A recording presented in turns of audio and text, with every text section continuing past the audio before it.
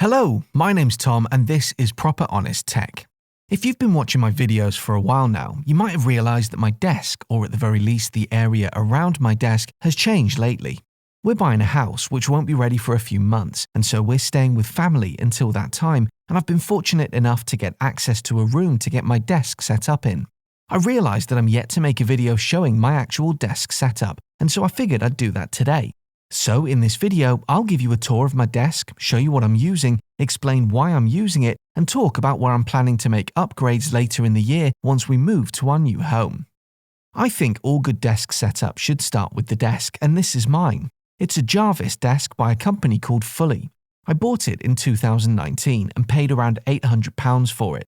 It's in white, which was perfect for the room that I used to work in, but it does unfortunately show up dust and dirt, so I'm thinking I might change this once we get to the new house. It's a sit-stand desk, which was my number one criteria when I bought it, and in this regard, it's absolutely brilliant. It comes with a small control panel, which both allows you to change the height of the desk manually and set up to 4 memory functions, meaning you can set a height for your work when you're sitting down, a height for your work when you're standing up, and still have room for 2 more, perfect if you're sharing the desk with someone else. I've added a couple of low-cost items to it as well, a hook for my headphones, a USB card reader which is permanently connected to my computer via a USB hub in my eGPU, and 6 USB sockets for powering pretty much anything on my desk whenever I need to. Next up is the brains of the operation, my laptop. This is a 2018 model MacBook Pro 13-inch with Retina display, and I've had this since early 2019. It's not massively spec'd out. It's got a 0.5 TB SSD and 16 GB of RAM, which is fine for most of the non-video programs that I use. Thing is, this was never originally bought as my video production computer. That just kind of happened since then, and so I had to supplement the graphical power of this thing, and I've done that using an eGPU. This is the eGPU Pro from Blackmagic, which is basically an AMD Radeon RX Vega 56 graphics card in a box, connected to my laptop.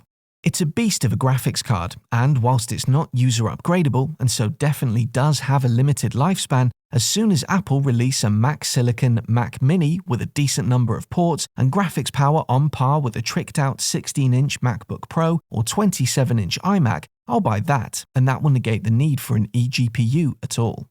Also, side note, do please forgive me for my absolute lack of cable management, but as I'm only here for a few months, I just didn't want to invest heavily in cable management. I'll do that for my permanent setup later on in the year. The other thing that the eGPU does is power this, my Pro Display XDR. Now, I have a few items in my setup which are a little bit overkill. This is definitely completely overkill. I'm aware of it, so please don't at me. I bought this because I wanted it, not because I needed it. I bought it in June of last year, so I'm coming up to 1 year of using it now, and I absolutely love it. It's a 6K display, 32 inches in size, and can handle pretty much any form of modern-day Ultra HD video that you throw at it, from Dolby Vision to HDR10. I use it as my daily driver for all of my work-related activities, and it provides a ton of screen real estate for things like Final Cut Pro, Adobe Audition, which I use a lot, Ableton, which I use in my downtime. It's amazing, and I continue to be wowed by it each time I power it up. Yes, it's not for everyone, and yes, you could buy about 4 Mac laptops for the price of this thing, but I love it, and I don't regret it one bit. In fact, I'm genuinely open to the idea of getting another one and having a dual Pro Display setup once we're in our new house, if money permits. I'm thinking of doing a more in-depth review of it in a future video actually, so if you're interested in that, drop a comment and let me know. On top of my Pro Display is the Logitech 4K webcam, another device that I'm considering doing a review of, although I understand it's a pretty niche product as you'll only really buy this if you've got a Pro Display XDR. Essentially, the Pro Display doesn't come with any form of webcam built in, so for £180 you can buy this from Logitech. In fairness, it is very good, and I've used it a lot over the past year, even if it is overpriced for what it is. So that's video. What about audio? Creating voiceovers is a big income stream for me, and so I've invested heavily in Audio Kit over the years. Driving my audio setup is this, the Apollo Twin by Universal Audio. This is an audio interface with multiple inputs and outputs, but it also allows you to access the fantastic range of Universal Audio plugins, which are emulations of classic audio gear from the likes of SSL, Neve, Teletronics, and other manufacturers. It's an amazing piece of kit, sounds incredible, can get loud to a level that I can't even fathom, and really is an absolute beast of an audio interface. Coming out of the Apollo Twin are my speakers or studio monitors, the AT10As by Genelec. I bought these about 7 years ago, and they've been an absolutely rock-solid investment, being the smallest and also the lowest cost way to get Genelec studio monitors on your desk. I think these cost me about £200 each when I purchased them. They sound amazing, and I use them because when I'm doing audio work, they give me a really accurate reproduction of what's going on, and they also sound fantastic when I want to watch content or listen to music. I might upgrade them in the next year or two and go for something a bit bigger. I really love the look of the Frontier speakers, a collaboration between Output and Barefoot Sounds. Pretty pricey, but a great step up from these, and reviews so far have all been extremely positive. My headphones are these, the SP5s by Adam Audio. These headphones actually cost more than the pair of Genelec monitors did, but they sound incredible, with Adam Audio having a reputation for creating the highest quality audio gear out there. I've probably worn these for an hour or two, most working days for the past 18 months, so I've more than had my money's worth out of them already. They sound amazing, they're comfortable for long periods of usage, I really can't say enough good things about them. Now, you might notice a microphone on my desk, a Shure SM7B. This is a little bit deceptive as it's not actually plugged into anything. I did have this connected at my last place, but the acoustics in this room are really, really bad, so I'm just leaving it here to keep it out of the way, and I'll connect it up when we move. But I do use a Shure SM7B for all of my voiceover work, and that microphone is here, inside my IsoVox vocal booth.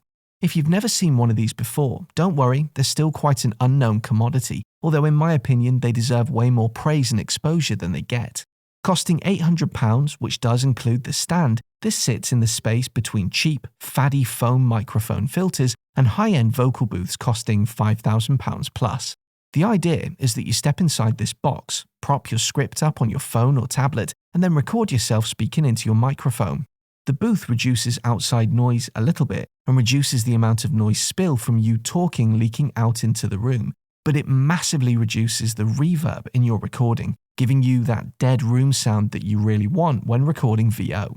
It's fantastic, and I use mine for voiceovers, but you could use it for recording singing or rapping if you're a music producer, and it's so much better than those silly microphone shields that you see. Mine is looking a touch worse for wear now, as this has been packed up and taken all over the country with me, but I reckon I've recorded well over 1,000 hours of audio in this thing, so it's paid for itself countless times over. And finally, wrapping everything up is my desktop charging solution, the Belkin 3-in-1 wireless charging dock, where I charge my phone, my AirPods and my watch. It's excellent, and I've already posted a full review of it on the channel if you want to learn more. So there you go, that's my temporary desk setup right now in April of 2021. I'll be moving house around late August, early September, all being well, and that will be a more permanent move with a dedicated office/studio space for me to play with, so I'll post a new updated video once that's up and running. Thanks for watching, I hope you enjoyed this video. If you did, do please consider leaving me a like and subscribing to my channel for more content like this in the future. See you on the next video.